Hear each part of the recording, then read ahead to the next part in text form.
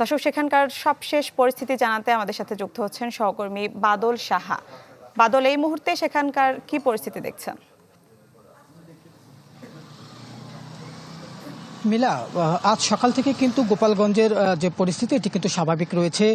জনজীবন কিন্তু স্বাভাবিকভাবেই কার্যক্রম চলছে। জনজীবনে সাধারণ মানুষ কিন্তু ঘরের বাইরে বের হচ্ছেন এবং তারা তাদের যে প্রয়োজনীয় কাজ সেটি তারা করছেন। ব্যবসায়ীরা তাদের ব্যবসা প্রতিষ্ঠান কিন্তু খোলা রেখেছেন এবং ক্রেতারাও কিন্তু এই শহরের মার্কেটগুলোতে এসে কেনাকাটা করছেন।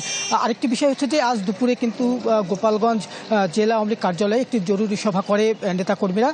সেখানে দলের সাধারণ সম্পাদক যে তিনি বলেছেন যে কোনো অস্ত্র ব্যবহার নয়, যে আন্দোলন চলছে, আন্দোলনে কোনো অস্ত্র ব্যবহার করা যাবে না এবং যারা সেনাবাহিনী যারা নিরাপত্তার কাজে রয়েছে তাদেরকে প্রতিপক্ষ না ভাবার আহ্বান জানিয়েছেন নেতাকর্মীদের প্রতি। এছাড়া বিগত বছরগুলোতে যেভাবেই 15ই আগস্ট জাতীয় শোক দিবস পালন করা হতো, এবারেও ঠিক সেভাবেই জাতীয় শোক দিবস পালন করা হবে বলে কিন্তু তিনি নেতাকর্মীদেরকে জানিয়েছেন এবং সেই জাতীয় শোক দিবস পালনের জন্য নির্দেশনা দিয়েছেন। আরেকটি বিষয় হচ্ছে যে গতকাল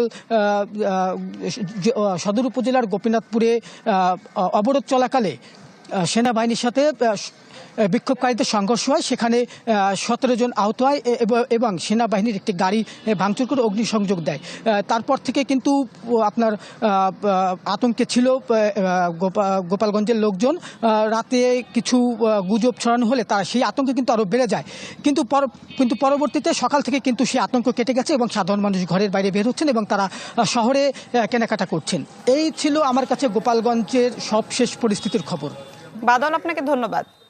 দর্শক, গোপালগঞ্জ থেকে যুক্ত হয়ে সেখানকার সবশেষ খবর জানাচ্ছিলেন সহকর্মী বাদল সাহা।